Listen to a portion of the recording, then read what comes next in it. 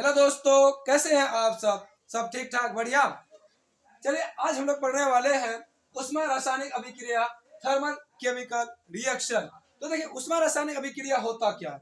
यानी वैसा रासायनिक अभिक्रिया जिसमें उष्मा का अवशोषण या उत्सर्जन होता है, उसे हम लोग क्या कहते हैं? उष्मा रासायनिक अभिक्रिया कहते हैं। तो देखिए, उष्मा रासायनिक अभिक्रिया को दो भागों में, दो प्रकार में बांटा गया है। किसके आधार पर? यानी जिसमें उष्मा का उत्सर्जन होता है ना, उसे हम लोग कहते हैं उष्माक्षेपी अभिक्रिया, और जिसमें उष्मा का अवशोषण होता है उसे हम लोग कहते हैं उष्मा शोषी अभिक्रिया। यानी उष्मा का उत्सर्जन कर रहा, उसके आधार पे एक अभिक्रिया कर दिया उष्माक्षेपी, और जहाँ पे उष्मा का अवशोषण हो रहा उसे हम लोग क्या कह रहे हैं? उष्मा शोषी। तो देखिए, एग्जाम्पल के तौर पे हम लोग इसे बढ़िया तरीका से समझते हैं। जिस तरह से देखिए, कार्बन डाइऑक्साइड की अभिक्रिया हम किसी क्या करेंगे? कार्बन डाइऑक्साइड की अभिक्रिया ऑक्सीजन के साथ कराएंगे, ये बनेगा हमारा कार्बन डाइऑक्साइड। साथ साथ में हमें क्या मिलेगा? ऊर्जा मिलेगा। क्या मिलेगा? ऊर्जा मिलेगा, यानी उष्मा मिलेगा।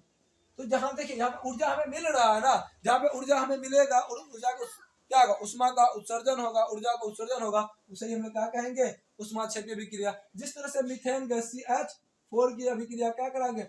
ऑक्सीजन के साथ कराएंगे, ये हमें बनेगा कार्बन डाइऑक्साइड, जल, और क्या मिलेगा?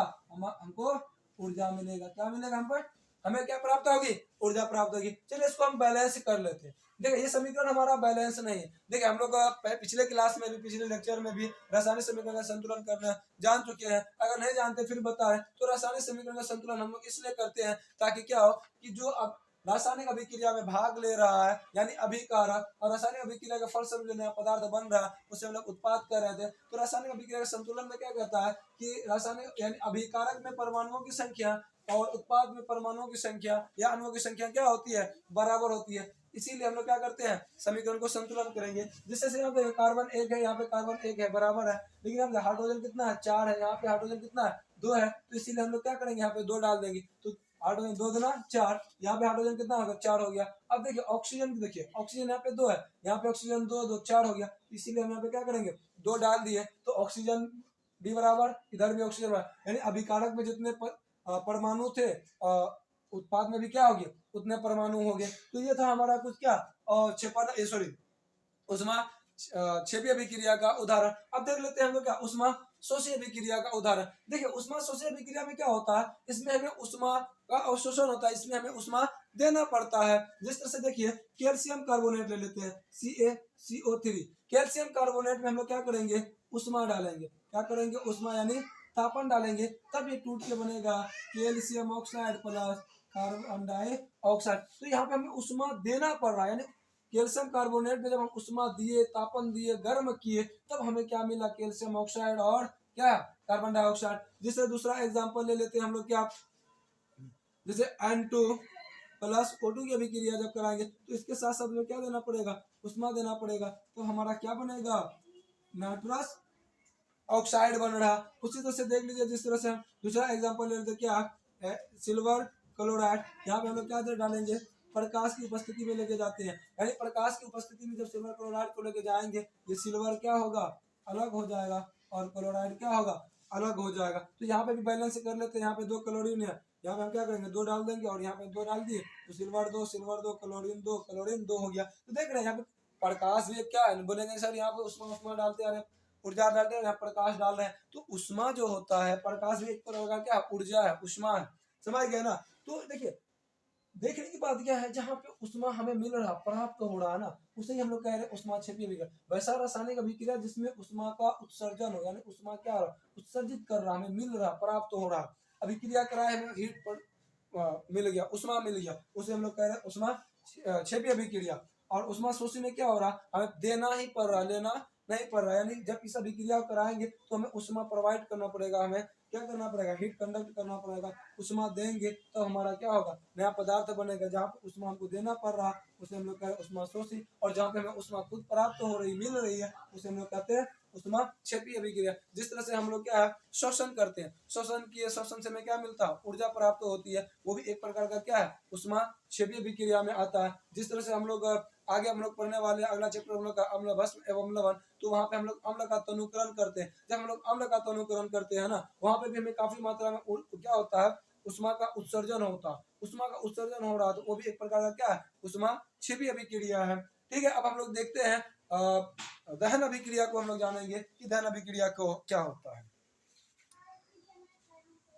तो चलिए दोस्तों, अब हम लोग चलते हैं नया अभिक्रिया के बारे में, दूसरे अभिक्रिया को जानते हैं। तो चलिए हम लोग एक उदासीन अभिक्रिया है, न्यूट्रल रिएक्शन, तो इनको हम लोग देखते हैं। उदासीन अभिक्रिया होता क्या, यानी उदासीन अभिक्रिया में क्या होता है, दो पदार्थ से अभिक्रिया होता है, एक अम्ल होता है, एक भस्म होता है। जब हम लोग अम्ल और भस्म की अभिक्रिया एक साथ करवाते हैं तो एक नया पदार्थ बनता है जिससे हम लोग क्या कहते हैं, लवण कहते हैं, और साथ साथ में क्या बनता है, जल बनता है। तो उसी जब ये अभिक्रिया जो हुआ, इसी अभिक्रिया का नाम ही रख दिया क्या, उदासीन अभिक्रिया।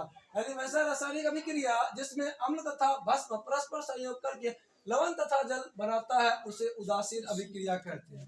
जैसे यहाँ पे क्या हो जाएगा कि कोई अम्ल है, क्या है, अम्ल अभिक्रिया करेगा किसके साथ, भस्म के साथ, तो बनेगा क्या हमारा, लवण प्लस जल बनेगा। क्या बनेगा, लवण तथा जल बनेगा। जिस तरह से एग्जांपल के लिए HCl हाइड्रोक्लोरिक अम्ल, HCl क्या है, हाइड्रोक्लोरिक अम्ल है, इसकी अभिक्रिया सोडियम हाइड्रोक्साइड के साथ करा दो, इसके साथ सोडियम हाइड्रोक्साइड, ये एक क्या भस्म है, HCl अम्ल NaOH भस्म है। जब इसकी अभिक्रिया कराएंगे तो हमें प्राप्त होगा NaCl plus H2O, NaCl plus H2O।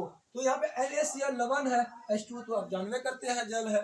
दूसरा एग्जांपल अगर ले लेंगे हम H2SO4 प्लस KOH, सल्फ्यूरिक अम्ल और पोटेशियम हाइड्रोक्साइड की अभिक्रिया कराएंगे तो हमारा बनेगा क्या, K2SO4 प्लस H2O।